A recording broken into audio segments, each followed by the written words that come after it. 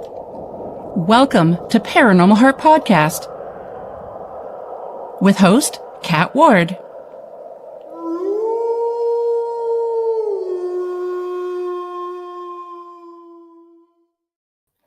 Welcome, my friends, to Paranormal Heart Podcast. Tonight's segment is pre-recorded, streaming on United Public Radio Network 107.7 New Orleans, as well as 105.3 the Gulf Coast.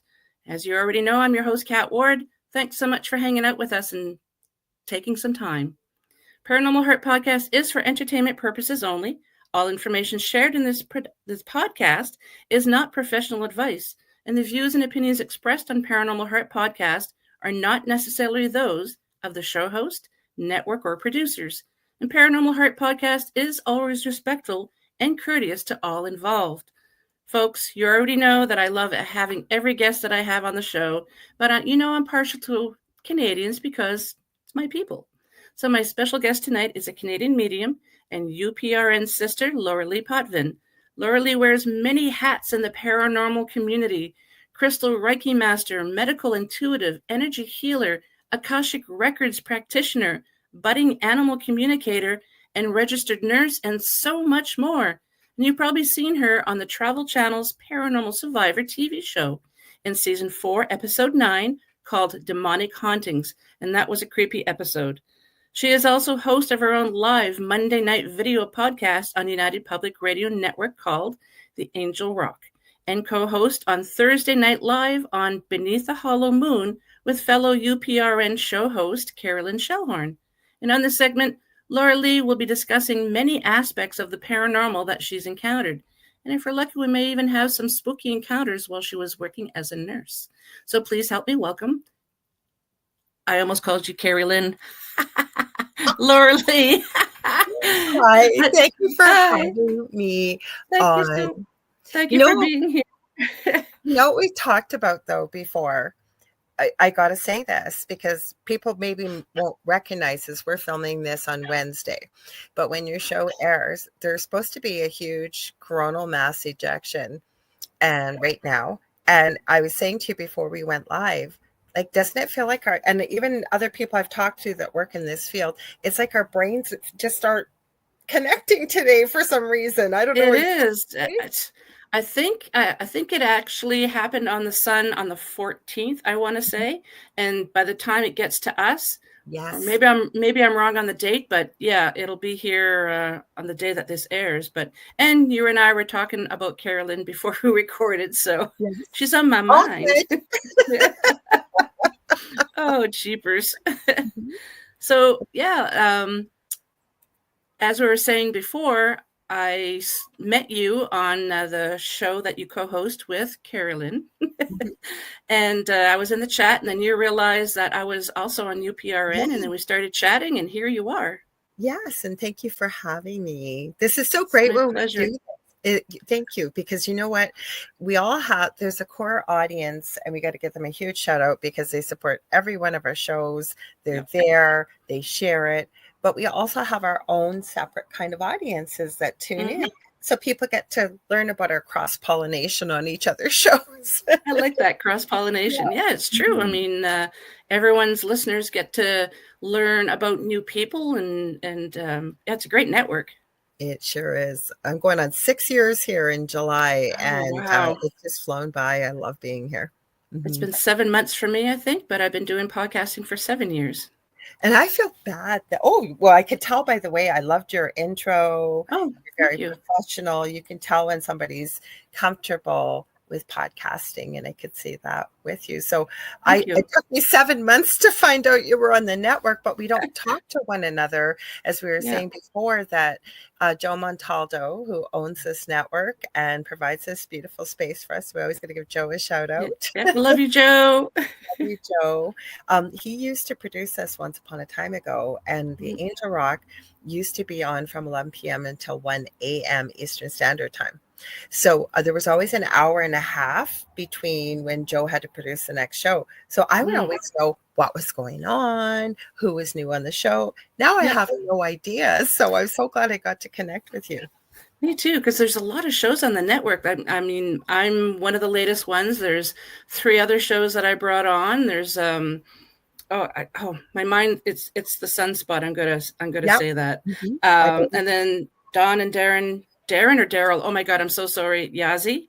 Yep. They're the Indigenous show. They're doing amazingly well, and as are Mm-hmm. the other ones that came in after me. And just like it's such a great network, and the support that everybody has for each other is amazing. Absolutely agree 100%. And I've even started saying to people on the Angel Rock, because Carrie Lynn and I agreed, because Carrie Lynn, I'm going to give her a shout out too. She's got Spirit Switchboard on Friday, 6 p.m. Eastern Standard Time. Awesome guests and a great show as well. We got Father Sean's Paranormal Ministry. He was on Eli Roth. I hope they have another season. Eli Roth's Legion of Exorcists. He's right before her. So I got to turn that off. People, of course, everybody always messages me whenever I'm live. Always. At first, I'm like, is that an EVP? No, I'm EVP. So many great things, but there's not just all UFO and paranormal. Yep. There's other types of shows as well. So there really is something for everybody on the network. That there is.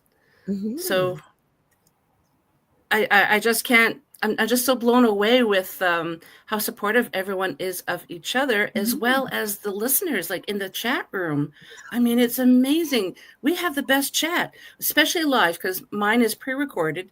So the live one, there's a lot more people chatting in there. But good grief, they're so they're amazing.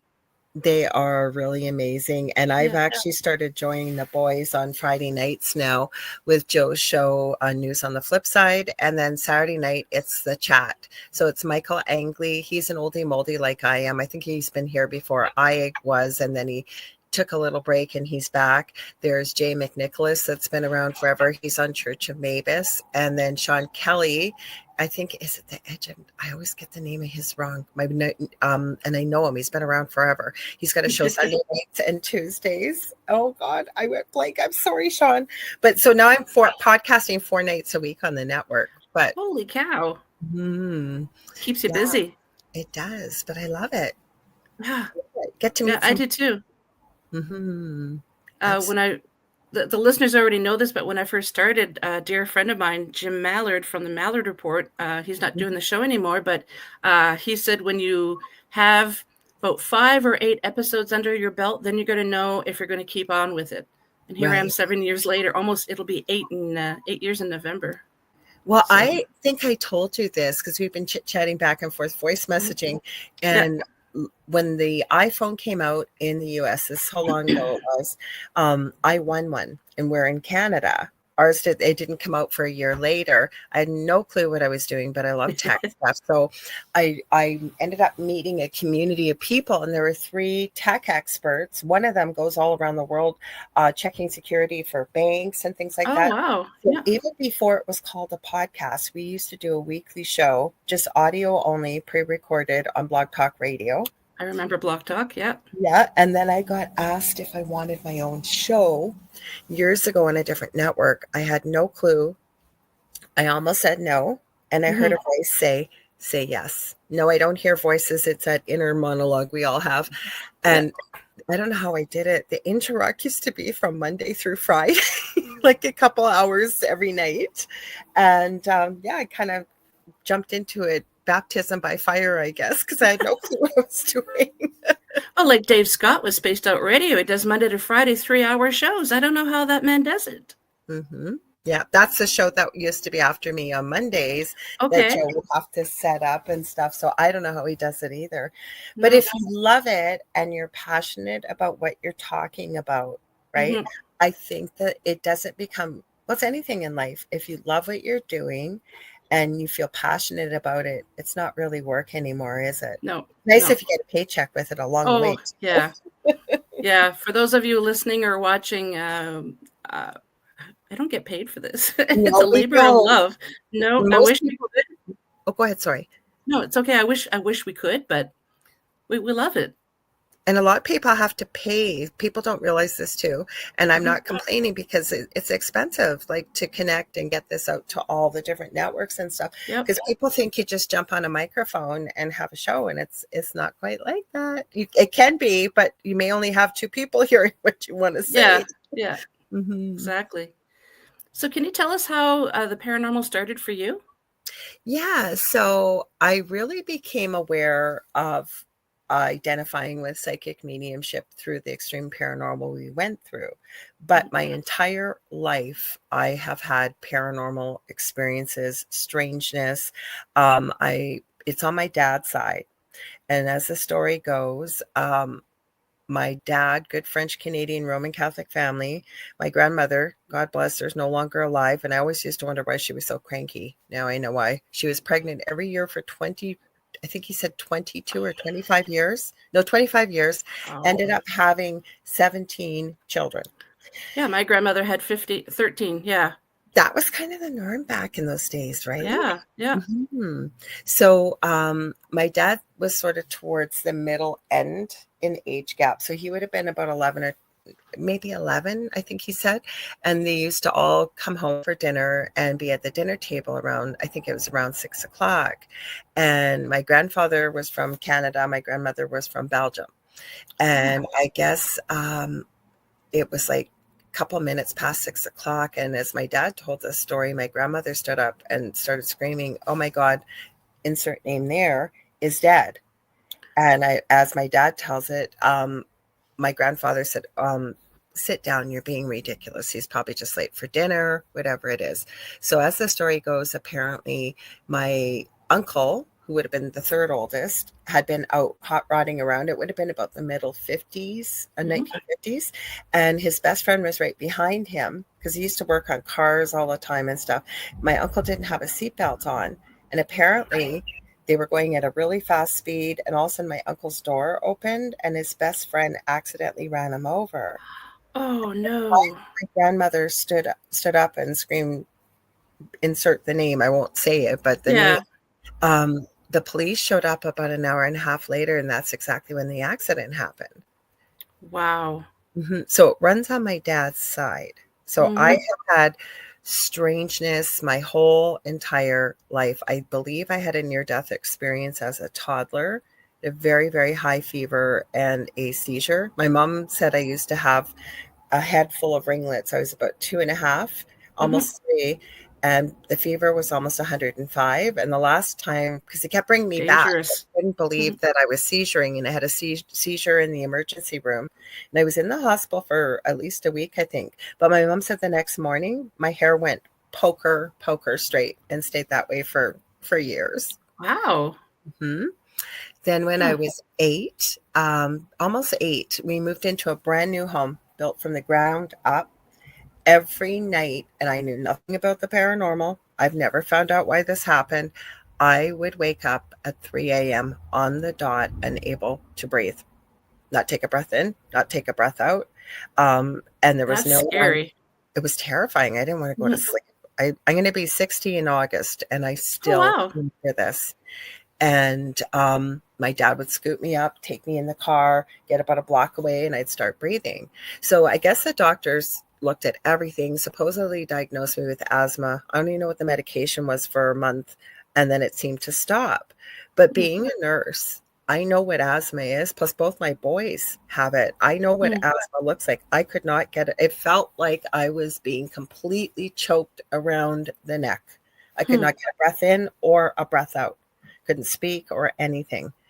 So that happened. And then as a nurse, I'd had a lot of strange, unusual things around me. I would know things, I just wouldn't know why I'd know it. My best friend at the time, she from being a 16-year-old, we lived together for a couple of years before we both got married. So when I told her we'd kind of grown apart as things happen with time, Yeah. right? And Mhm. families. And then I started telling her I was a psychic medium. I thought she's going to go, "Oh my God, Laura's lost it." And she shocked me. She actually said to me, "Laura, I'm not surprised at all." And I said, "Why would you say that?" She goes, "We would live together and you would know things. I wouldn't know why you would know them. Or you'd come home and tell me about things as a nurse that would happen, that there would be no explanation how you would have known what you've known." So it's been Hmm. around me my whole life. Long story. I apologize, but that's, yeah. Oh wow, that's interesting. And hmm I think I've only met one person that's in this field who has never had any paranormal experiences. And I Actually, can't remember who that was, but there was only one person. You're right, because most people, I always ask them to, how did this all start for you, Yeah. right? Hmm. And regardless of it's paranormal or why you wrote a book or whatever. And I think you're right. I have only run into maybe one for sure, maybe two that have never had any experiences.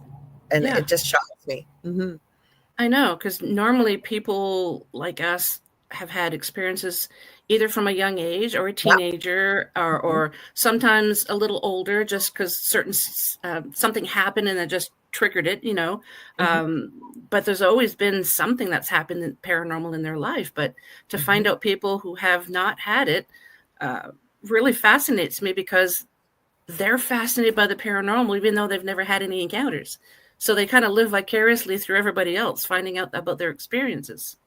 Have you met people too that really want an experience? They're a paranormal investigator and they feel actually very envious that they've never been touched or had their hair pulled or because I've run into people like that, and I say, you don't need to have that kind of experience to have to validate or work in the field. But I've run into quite a few. Have you yourself? Or Yeah, a few. Yeah.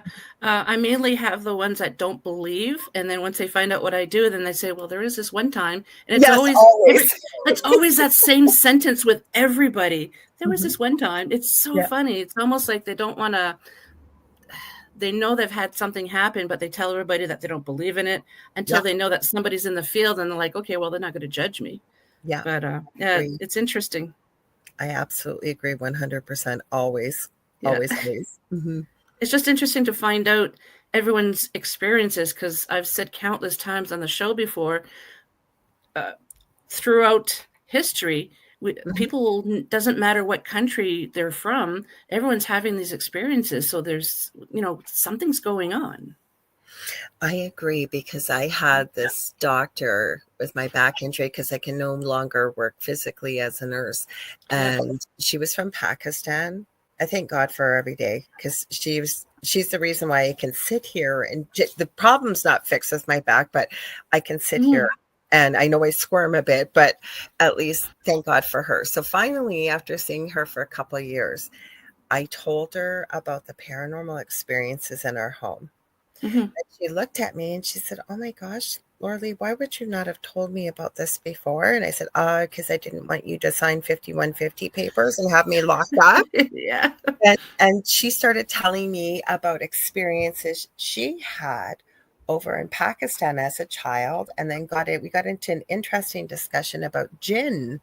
And she Yep. actually suggested some YouTube videos to try that they had used that would have been prayers that would play. So I did try. It didn't make things worse, but it didn't Hmm. really help. But I just really appreciated that somebody coming from that kind of background, Yeah.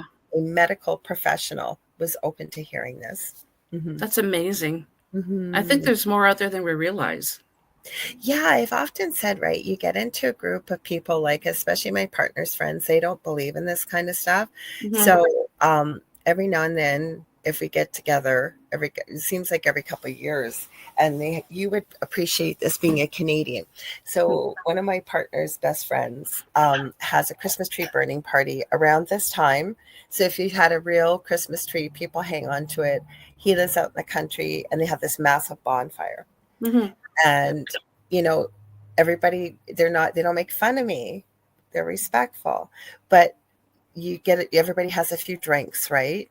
I don't drink very often, but if you're going to have a couple drinks, everybody kind of loosens up, and then somebody starts to tell about something a little strange, and then someone else does, and then someone else does, and before you know it, the door gets kicked open, and I always find between 80 to 90% of people have exactly what you just said. Well, there was this one time. Yeah. It's so funny. Mhm. I think just people, I've embraced my weirdness a long time ago, so I don't care anymore. But I think there's Me people that neither. are still, leery. I don't tell people what I do right away. I don't Um, either. yeah, and it's not like we're trying to hide who we are, right? I would just rather get to know that person as I'm speaking to them, rather than having this big, especially with people's beliefs and religious dogma. And as much as I always say it's not my job to judge we do judge as human beings. So I figured if you don't have to bring that part in right away, it'll slip in a bit later. Yeah, it's funny. Mm-hmm. So tell us about some of the experiences you've had. So as a nurse, I'm actually writing 3 books. I've been writing them forever, and Spirit keeps reminding me it's about time you actually finish them. So the first one actually isn't paranormal, but it's my son that passed away in January unexpectedly. Yeah, I'm so sorry about that. Thank you. He had severe autism, and he would have been 27 March 14th, but he was very much like, with no disrespect, like having a child of about 5 to 8 years old. And I have some of the stories, I swear to God, when I start sharing them, I think, this sounds like I'm making this up. But the story is going to be about our journey of navigating that diagnosis of autism. And, hopefully by people that may read it, it may give them a place to start when you get smacked with that diagnosis that you never ever expected. But it involved the RCMP, Health Canada, the FDA. It's a crazy story. Wow. The second one is about our paranormal experience in our previous home. The third one, and I'm collecting stories now, so anybody who might be hearing this, I'm open to receiving and hearing your stories. It's about the things that we witness at the bedside as nurses, as well as first responders. And I don't like the name of it, but death doulas, who support someone who is transitioning, as I say, back home, but also the family. But we witness sometimes the most incredible, miraculous things at the bedside when this happens. So I can tell you a few nursing stories. There was one night I always work nights if I worked 8-hour shifts or 12-hour shifts. And I was a new grad, and one of the girls I went to university with had also graduated with me. And it was a big floor there. I think we had, between the two of us, between 50 and 60 patients.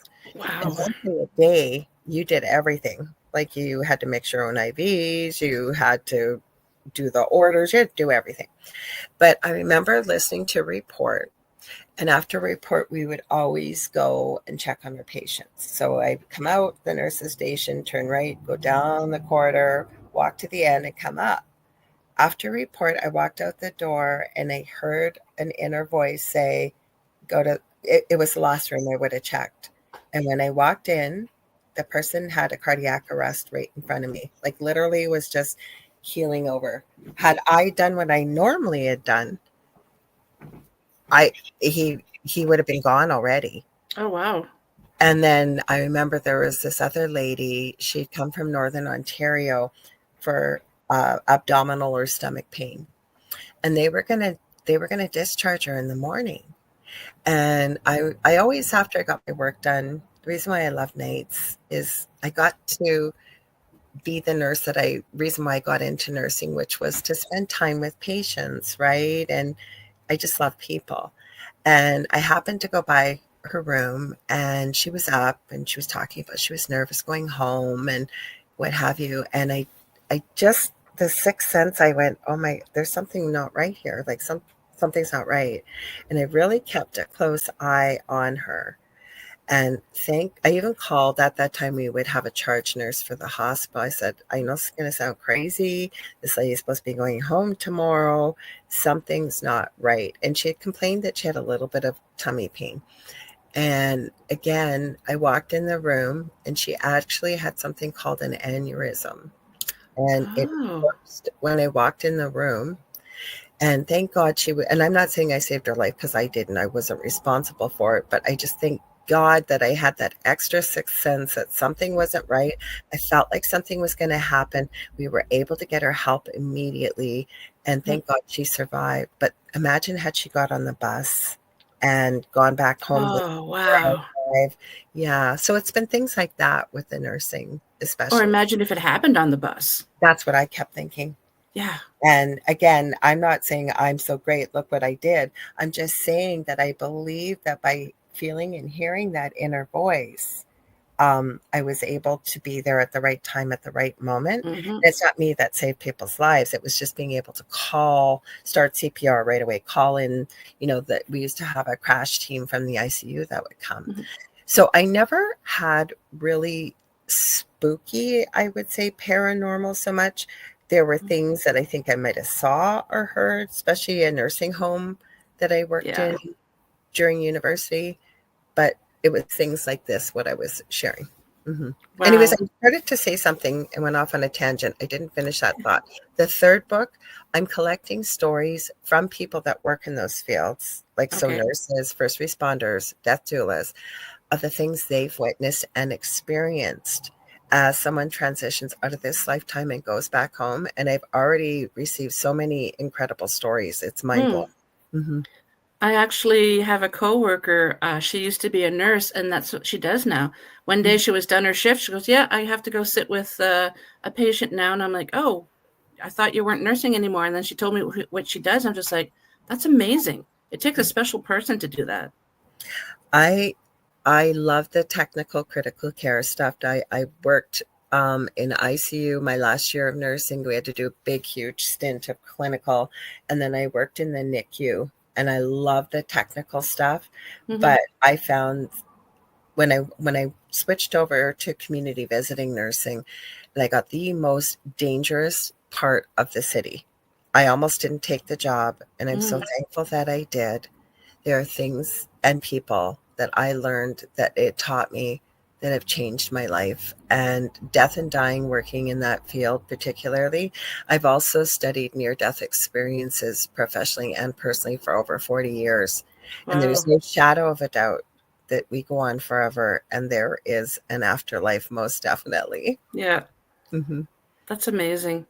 Have you Hmm. ever witnessed after someone passes a difference in the air or smell or specific sound? Because some medical people say there's different things that can happen. Yeah. So, what I can tell you that I witnessed at the bedside, especially when people were dying at home. And that was part of what I did with the community visiting nursing. The person you knew might have been really restless or in a lot of pain. And of course, you did your best to try and make them comfortable. But at that moment, when they pass, the most serene, calm look of peace comes over their faces, and you literally can feel the shift in the energy. It's lighter, Mm, it's peace. Of course, there's a lot of sadness with yeah, family, of course, and there would be, but there really is an energetic shift, definitely. Hmm. interesting. Wow. Hmm. I will tell you one of the stories. It's not mine, but somebody shared with. Sure. So, it's a friend of ours. Their mom is a nurse or was a nurse and worked on pediatrics. And apparently, the floor was crazy, crazy busy. And they had a First Nations little 4-year-old boy who was terminally ill. And Hmm. mom had a lot of children back home and had to go back to be with the children overnight. And so the nurses were there. They didn't know when this little boy was going to pass. And unfortunately, he did during the Hmm. shift that this nurse was on. And so, respectfully, they covered his body and closed the door. But like all heck can break loose, especially on PH. You don't know, little kids get sick fast, and you never know what kind of admissions you're getting. Yeah. Anyways, as the story goes, the call bell kept going off in the room after this little boy passed, and there was nobody in there. So they kept Wow. running in there and checking, like, is there a malfunction? Like, what's going on? Turning off the call bell, turning off the call bell. And then as the story went, it was an hour or two later, the this girl's mom, who was this child's main nurse, we all get Hmm. kind of, a load of patients to look Yeah. after. Oh my gosh, I forgot. The mom had told her that if he does pass away while we're not here, you must open the window. That is our belief, or the soul cannot leave. Yeah. So apparently she went in and opened the window, and the call bell stopped, had never rang after that. Isn't that amazing? Hmm. Hmm. Wow. That Hmm. that that poor soul must have been like, just like, come on, let me out, let me out. Well, plus it gives you food for thought Hmm. because as our soul's leaving, right, is it what we've been told, especially as a child, right? Mom and dad, whatever mom and dad say, that's the gospel truth Hmm. because we know that we're limitless as a soul.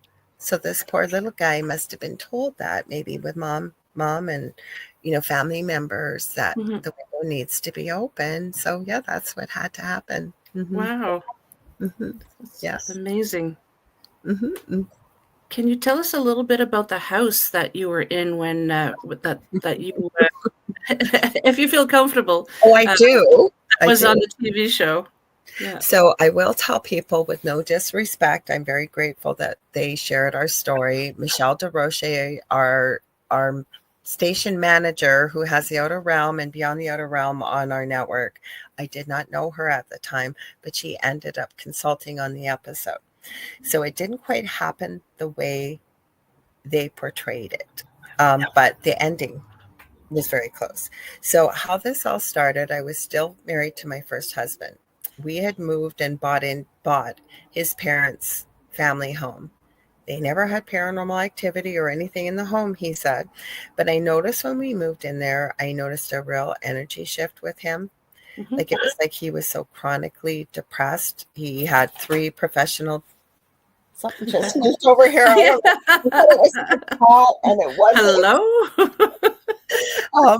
Anyway, he kept going for, better jobs. And I had hurt my back while I was in that home. Oh, He always seemed to make the last 1 or 2 of the cut, could never get the job. But what had happened was, and at that time, after I'd hurt my back, I was in bed pretty well. I could not get out of bed very well with my back. And so to keep busy, I would do a lot of creative things. I love always, even to this day, being very creative. So I had been making pet accessories and little doggy doo-doo bags and really cute little, almost like a choker to put on your pet, decorative with a pet tag. So we had just watched, where I'm going with this, The Secret. It was a movie that came out years ago about manifestation, law of attraction. And that next day, I was able to get up and about. So I'd gone to a lot of local stores. And I remember coming home, and my first husband won't mind me saying his name. He signed a release for the episode even. So his name is Earl. And I remember coming home and saying to him, this is crazy. Like every store I went to and talked to people, they all wanted to carry the things that I make, but they didn't want a commission. Like they were going to sell it for me for free. And so we both looked at each other and we're laughing. We were going, maybe it's the secret. So we go to bed that night, and I have the most real dream. It happened years ago, and it's like it happened 10 minutes ago. So for people that are sensitive, because it's going to involve something, I don't know if it was a demon, but it identified as a demon. So I will give you a warning ahead of time. So I'm out in the front yard, and there was a tree in our front yard. And I'm looking up in the tree, and there's a man sitting in the tree. And I always say, I'm not a high maintenance type of woman, but you could tell this man was wearing a very expensive dark charcoal gray suit, pinstriped. As my eyes went up, you could see it was a white silk shirt, black silk tie, and then he had a goatee, very shortly neatly trimmed, but it was all connecting. So it wasn't quite a beard, but it was kind of around the mouth and then back almost to the ears, and then just under his chin. Black. He had black slick back hair, all the way slick back to about just below his earlobes. But it was the color of his skin. It was like this sickly, pasty white, almost greenish. And then I looked in his eyes. They were completely black. And as I started to talk to him in this dream, they would turn to red flame. So I said to him, who are you? And he said, well, that little business that you've got, the one we were talking about. And he was really sarcastic, kind of like with me, right? Mocking. He goes, that's nothing. I can give you wealth. I can give you fame. I can give you everything beyond your wildest dreams. All you have to do is agree to follow me. Now, it's not podcast or radio friendly what I told this thing to do in the dream and where to go. And then he proceeded, because I said, who are you? So he proceeded to tell me he was a demon, told me his name, and told me how to spell it. Now, I have been on a panel, not on our network. I'm surprised. Exactly. This guy came for me. It was a Bigfoot panel. He suddenly came, very well known.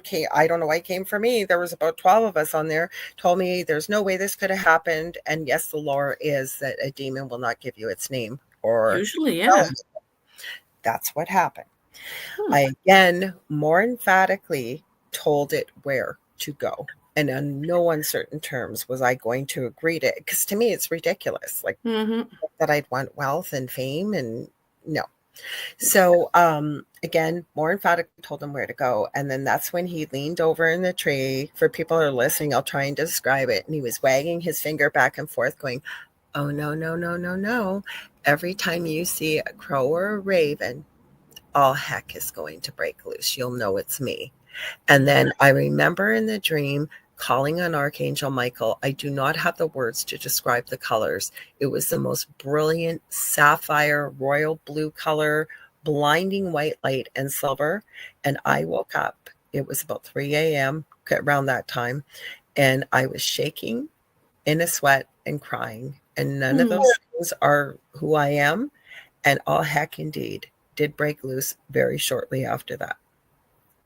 So that's how it started.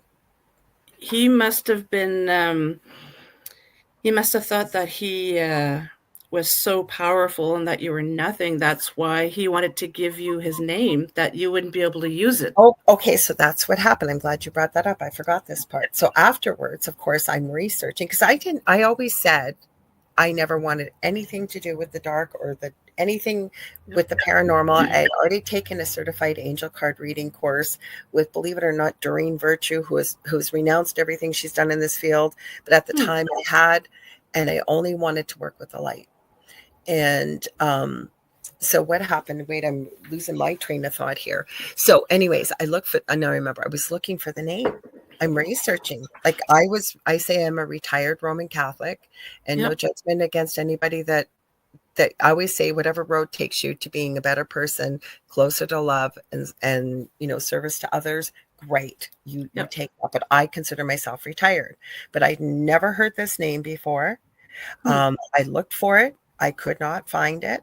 And then about 5 years later, I was helping somebody else I knew. And they had said they had a dream and they were given this name. And was it something evil? Because that is a crazy story involving this person. But anyways, I said, well, I can look for you. It's not my field of expertise. There, as I'm looking this name up, I find the name I have been given in the dream, spelt exactly the way they spelt it, including the animal form, everything he told me right there on paper. Wow. It's amazing. So the legend and lore, because people that have seen the episode, I've had people contact me begging me to give the name. Well, no. And what people may not understand, and I'm still not 100% convinced that this wasn't, really a demon. It was pretty powerful, the things it did in that home.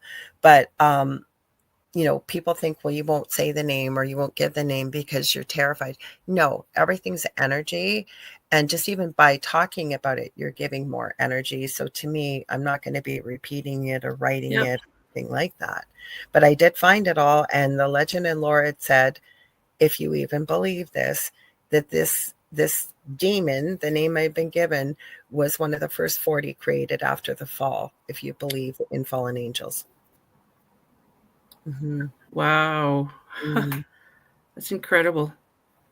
And then we had and everybody in the family, my 2 boys and my partner, my marriage broke up during all of this.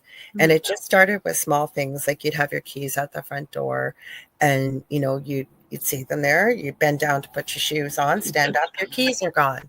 You think you're going crazy. You're tearing up the house all over the place, thinking, I guess I'm not going out. Maybe I wasn't going to misplace them. So you go an hour or 2 later to go pick up the flyers or the mail, whatever. There's your keys sitting exactly where you left them. And then it went on and on and on and got more and more severe. And including my current partner being thrown 15 feet across the kitchen. I have pictures I've released to the public where I have a handprint that looks like it's burnt into my chest. I was just combing my hair in front of the mirror. I didn't scratch myself. Bites. I have not released the bites because it was actually higher up on my partner's left backside, closer to where the belt would be. I have a burn that looks like I was talking to somebody in British Columbia, and they, trying to arrange, is there any way you could come and help us at the time? Because I didn't know what I know now. And after I got off the Skype call with them, I started feeling burning on my tailbone, and I took pictures. It looks like I had like a cigar or something burnt into my tailbone, but it's all raw. That's how big the blister was right after I talked. Mm-hmm. My son that's no longer here, he woke up saying, "Mommy, my neck hurts," and I have a picture but right across the back of his neck. Looks like there's bruising across the back of his neck. Like crazy, crazy stuff happened when we were in that home. Jeez. Mm-hmm. And how long were you in that home? Quite a few years. Like the way the episode made it look like it all just happened one after another. Yeah. No, it didn't. It didn't. And it seems like the energy went from the basement. It was a 2-story house, almost like in an oval column in the house. So it kind of like from the bottom floor to the top floor is where the majority of the activity seemed to happen. But I had a doppelganger that looked of me. There was a hat man. We also had, I don't know if you would include it with the doppelganger, we do, but a female shapeshifter. And then my 2 boys and my partner Dell all named it this. It looked like what they would call the Shy Guy. And it's from the Super Mario game back in the day, where it looks like the little mini Grim Reaper with the white hockey mask. Yeah, yeah. And I have a picture of it. I'm sure I do, because we had security cameras all over the house, and they stopped recording when all this stuff really started to ramp up. We'd had service technicians come out. We had brought them in. There was nothing wrong. We went through 13 or 14 tires on one of my vehicles, batteries drained nonstop. Like I could go on and on. We had all the classic things of a haunting. Good grief. Mm-hmm. Were you ever able to get rid of it, or did you just move on? I ended up losing my house, not because I didn't pay my bills, but it seemed like the whole neighborhood was affected. Like people that had been fine all of a sudden were acting really nasty, doing things. And we had a neighbor 2 doors down, and he would come. We could see him. He'd stand on the sidewalk and he'd measure our grass. And if it was a millimeter over regulation, he'd call. I had the bylaw officer at my house every week. And I remember one time my partner was talking to him, and he said, "Well, what about that guy down, like just over there? His grass is about 4 feet tall." He said, "Well, I didn't receive a complaint about them." So what had happened that summer, the yard was fenced in, and we had gone through 4 lawnmowers, not because of misuse, nothing, like just anything we touched or we worked with seemed to break. So the grass was long. It was about 3 or 4 feet in the backyard. And we knew the bylaw, unless it was a biohazard or could be seen from the front yard, you could have whatever you wanted growing in your backyard. That guy I mentioned got every neighbor to call and complain about our grass. So the city went in our backyard through the bylaw office and cut our backyard grass illegally. So I was fighting with them over property taxes. Because to me, and I just gone through a divorce, so I was looking at my own legal defense and with free legal services, that if I was under the understanding that if I paid the property taxes, I was in agreement with this, because they left me with a bill that was $2,500 for 45 minutes of work. So holy cow. So that's what happened. And you know what? I could have fought harder, because this was all over property taxes. And I thought, you know what? No. And I just walked away. So needless to say, I have since spoken with somebody that was horrified to hear that we never had it dealt with. We tried. Every time we would reach out, somebody would get sick, a family member would die, or somebody would get pulled in another direction. We were never able to be able to find help. And again, I wasn't in the place that I am now, but even then, I would not be so arrogant to think that living in that situation, that this is something only I would deal with. I would be leaning on people I know now. So I did speak to somebody that was able to go into that home or go around it and deal with what was there. I talked to the person that owns it. I don't know if they're having problems, but that's the absolute truth, what I've just shared on here. Would be interesting to know if there was other activity after you left. So that's the part that kills me. After somebody has to leave behind a home like that, are other people having the same experiences? And I'm not having the experiences that we did in that previous home. We've had a few little things here and there. Yeah, but not like that. Oh God, no, nothing like that was. I've been choked. My partner almost died. That's shown on the end of the episode. And after that, one of us, and it was usually me, would stay awake all night long to watch over the other three while they slept. Because, I mean, and that was the thing, right? Learning to understand, like I used to say, and I still do, there's a fine line between fear and standing in your dominion. Standing in the fact that having the knowledge and the power to tell something to get the heck out and mean it, when it can lift up a 175, 180-pound man and throw him 15 feet across the kitchen. Yeah. Mm-hmm. Mm-hmm. Yeah, that's not easy to get rid of the fear and just say, hey, stand your ground. That's not easy. Well, plus on top of it, I was always, because this was like a 20-hour a day job. Like I started locally, provincially, countrywide, then went to North America, and then I just went worldwide. And it was like a new education because I didn't know the things I now know. I was researching, I was talking to people, I was anything because I couldn't understand why this was happening. Yeah. Right. So I learned a lot, and I say I wouldn't wish this experience on a blade of grass. Adding with the proviso, I'm no better than a blade of grass in the fact that I truly believe we are all connected. But I also know maybe had I not had the experience I did, I wouldn't be working in the field I'm in now either. Yeah. Mm-hmm. So maybe in a way it was a blessing in disguise. Or did I contract this experience into this lifetime, if you believe in that sort of stuff, right? The Before, Akashic? well, even the Akashic or the agreements I think that we make when we choose to come into the lifetime that we do. And a lot of people don't necessarily believe this, but I do. I believe we pick the parents that we pick for a reason, our siblings that, the relationships that we have, especially the close ones. I think that they're all part of our soul group, and we take on different roles and different agreements to be able to help each and every soul grow and evolve and learn with each experience that we have in a lifetime. Mm-hmm. That's I only recently found out about the Akashic, what's it called? Akashic records. Yes, records. I was picturing a library and I couldn't remember the word records. Yeah. Just within the past year or so. And it's fascinating. And to me, a lot of it makes sense. Well, it does, and then it doesn't, because the way I was taught is, and the mentor I worked with, she works out of Los Angeles. Her name is Amy Robeson with Sacred Awakenings. She's got a pretty active TikTok channel, a lot of stuff on Facebook and Instagram. And so she never taught us it was a library. I don't think it really matters. But as it stands, the Akashic records, there is whatever there was, ever is, and ever will be. There is a record of that, including for buildings, properties, you name it. There is something in the records for it.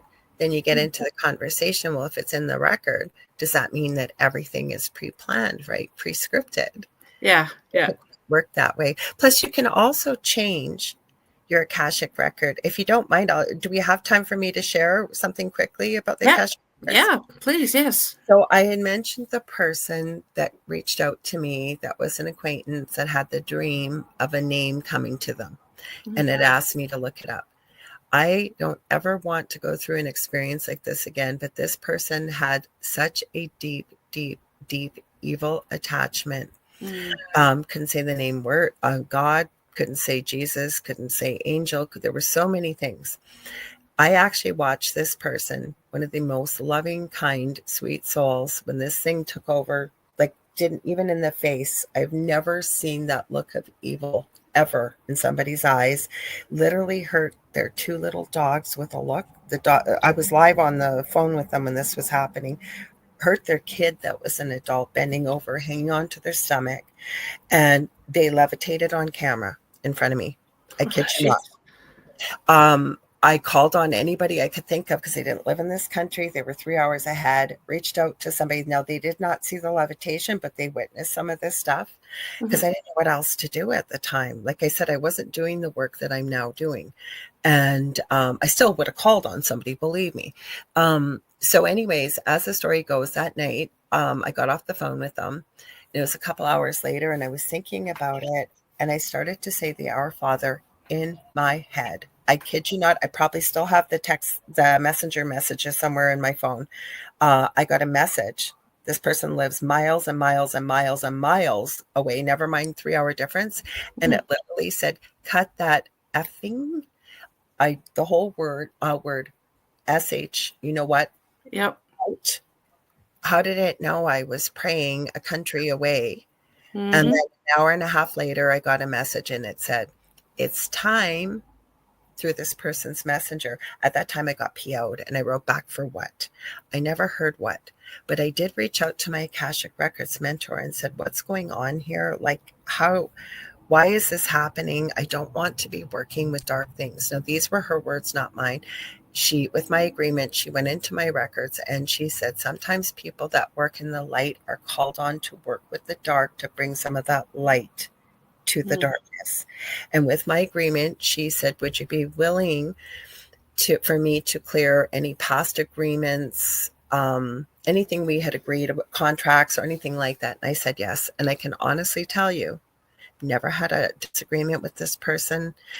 We still are friends with each other, but it was literally within the next day, the relationship just seemed to just melt very gently. So it works. That's incredible. Yeah. Wow. I'm not like, oh, sorry, go ahead. No, how long have you been doing that? The Akashic Records? Well, probably about 4 or 5 years, maybe a little longer. I don't know. Okay. Well, I've been here 5 years. It's got to be longer than that. I started it in my previous, so maybe about 7 years, I guess. Wow. How does somebody get into that? So the way I'm taught to do it, the mentor that did this, you don't go into what's called the heart chakra, but the heart space. What we've been taught is the seat of the soul.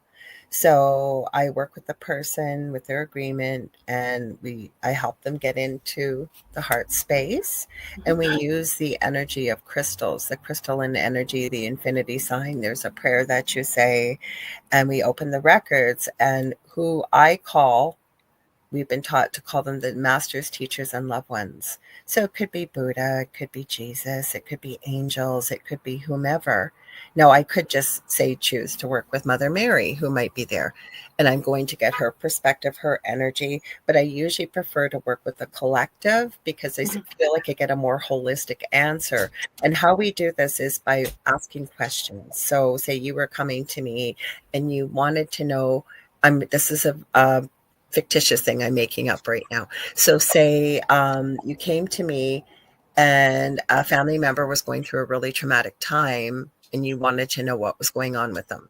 First of all, I would explain to you that I cannot do that. I could, but I won't, because I feel like it's breaking into, somebody leaving their front door and walking into their. You need their permission. But the question we could ask is how best could Kat support, insert name there, as they're going through this difficult thing? And then we follow it up by more and more and more questions. So that's kind of how we do it. Then we close it down after, thank them for the information we've received. And yeah, it's kind of cool the way it works that way. That is cool. Wow. And you'll find everybody does it differently. Okay. Neat. I have to have you come on again and just talk about that. Thank you. Because I don't know much about it, but I know a little. Yeah. Wow. And what were you going to say? Like anybody can do it? You can, yeah. I think you can, yeah. Okay. I don't think you have to have someone like me. I think it's all our birthright to be able to have access, but to know that you're in that space and how to work with it and everything. Sometimes it's good to work with another person. I want to thank you for having me. I know we're running out of time. It goes by so quick. That's fine. Yeah, I know. I could talk to you for hours. Me too. I could talk to you. We do still have a couple of minutes, but do we? I didn't know if we did or not. So no, it's fine. This has been amazing. I'm so happy that we connected and had you on the show. I am too, because off air we've discovered we have a lot of similarities. I know, it's crazy, isn't it? Yes, it is. It is. Wow. Same as with the crystal Reiki too. A lot of people don't understand it, and Spirit keeps trying to remind me, and I need to do it, is to make a video because people have no idea what crystal Reiki is and what it is.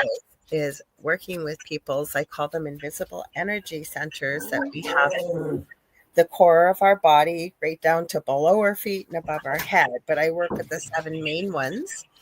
And some people call them chakras or chakras.